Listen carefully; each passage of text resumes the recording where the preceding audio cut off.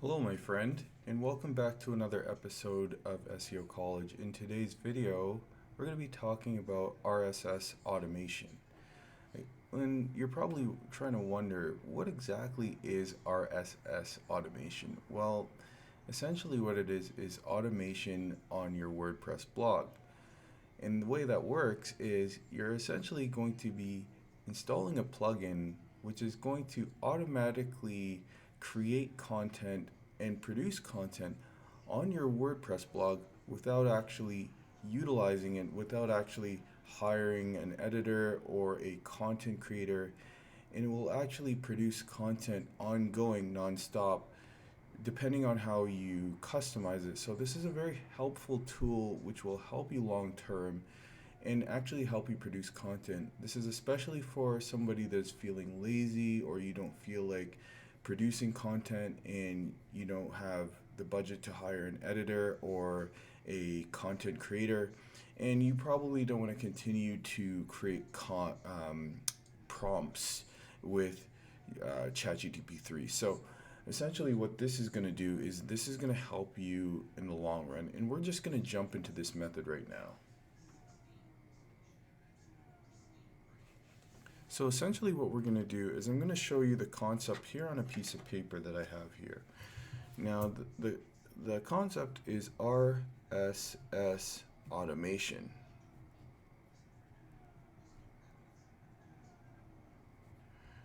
So essentially what RSS automation is essentially you're going to have your blog right here, okay? So essentially you're going to have your blog, okay? And then what your blog is going to do is it's essentially going to, have this automated system here that is going to create the content long term, okay? So the way it's going to work is you're actually going to install the plugin.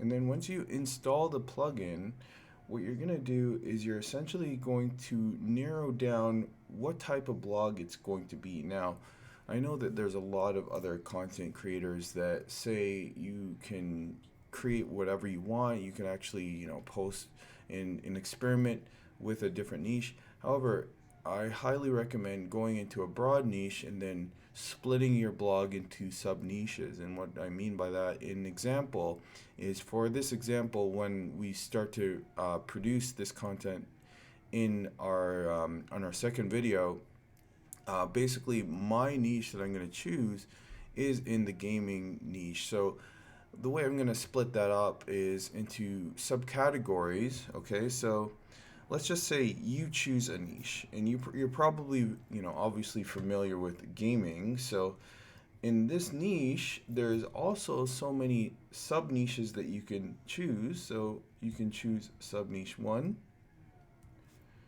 sub niche 2, and sub niche 3.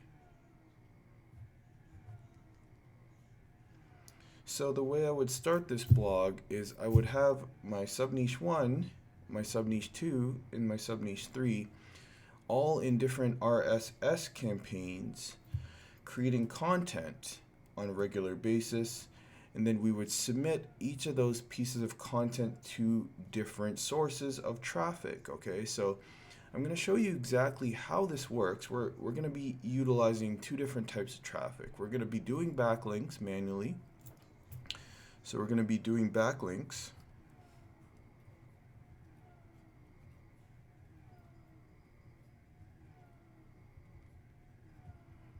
And then what we're going to be doing is we're also going to be sharing it to social.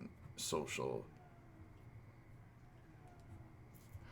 we're going to be creating backlinks, okay? We're going to be creating backlinks, and we're going to be doing social. What kind of backlinks are we going to be doing? Well, I highly recommend going for authority websites. There's different ways you can build backlinks, but I like to build them on authority websites. So what I mean by that would be like Reddit. It would be LinkedIn. By the way, I have the navigator on LinkedIn. And then we would focus on perhaps Facebook groups. And for social, of course, we're going to be also posting it in Facebook groups. And I also forgot to mention that you don't have to actually buy backlinks. You can actually, create your own backlinks as long as the backlinks are. And another one that we forgot about was Tumblr. So Tumblr is an old social network that it's actually a decade old, I believe, but it does give pretty good backlinks. So we're going to get into that. So essentially, when we have our niche set out here, and then we know which backlink we're going to be doing there. Okay, so we know the backlinks we're going to be doing, and we know that we're going to be posting it on social. So we're going to be creating a fan page. So that's what I mean by social. We're also, later down the road, once we start to get some traffic, what we're going to do is we're going to create an Instagram account. So the way my strategy works in comparison to other, SEO gurus out there that are, some of them are using more technical approaches. My approach is very straightforward, easy for a 3-year-old to understand. And the reason why I designed it like this is because it's effective. Okay, so it works. And what we're gonna do is we're actually gonna be creating content automatically. So we're gonna have at least three pieces of content.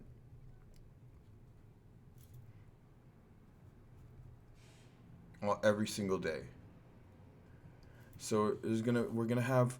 I mean, you can have it at unlimited. You can, if you wanted to do 50 pieces per day or 100 pieces of content per day. That's totally up to you. However, the reason why I narrowed down to 3 pieces of content is because you only really need 3 to 5 pieces of content, because you're gonna be doing some of the editing yourself unless you have Spin Rewriter, which is an extra $27. So I'm assuming that you probably don't wanna. You want to, keep your budget at a certain point, and you probably don't want to invest in, more software that is going to obviously cost you in the long run. So I essentially, would, when you're getting started and you don't have any AdSense revenue coming in, or you don't have any affiliate commissions coming in, I would just go for 3 pieces of content so you can edit it yourself and you can actually publish them yourself. Because when it comes to submitting content to Google, they are going to check to see if your content is AI written. And if you don't actually, have your own edited content with like the human touch in it, and Google understands AI content now. You have to understand, because they're coming out with their own generative AI. So therefore, they understand it like the back of their hand. So if you are creating content with ChatGPT 3 or 4, or Bard or Bing or any of these websites that have AIs, Google is going to know 100%. So you definitely want to edit your content before you actually publish and produce. Otherwise, you're not going to see the rankings that you want unless you're using Black Hat SEO, or you're using PBN networks or something along that lines, which I'm assuming you're probably not, and you probably just want to do white hat and you want to get it over with. So 3 pieces of content is all you need per day published. And then what you're going to do is you're going to edit each of those pieces of content that are being published. And then what you're going to do after that is you're going to actually submit those pieces of content to Google every time, every day. And it's basically kind of like a routine that you need to build, sort of like brushing your teeth, because it's going to be a long-term thing that you're going to be doing repeatedly over and over and over again. Okay, so the next thing that you're going to do is, once you have the 3 pieces of content, essentially what you want to do is you want to basically take that content there, and you're also going to submit it to various websites. And what I mean by various websites is you're going to be submitting it to backlink websites. And I'll show you exactly what I mean by that afterwards. And backlink software too. Let's just say backlink software. software. Okay, so there are many different backlink softwares out there. I've spoken about one in particular, which was the Money Robot. However, I've been using the Money Robot for a bit now, and that particular software does have, and just disclaimer, that software does have some poorly done backlinks. In my opinion, there are other backlink submitters such as GSA and Ranker X, which are ones that I have not spoken about on this channel as of yet. But I will get to those ones in the future as well. But I definitely believe that there's better ones out there. So what you want to do is you want to actually focus on using, you don't have to, but you can also submit your backlinks manually, or you can use automated software. So that's essentially the RSS automation, basically the blueprint. Now, there's obviously more things in this strategy, such as Yoast optimization, and also using rank math. We're going to be optimizing 100% this blog.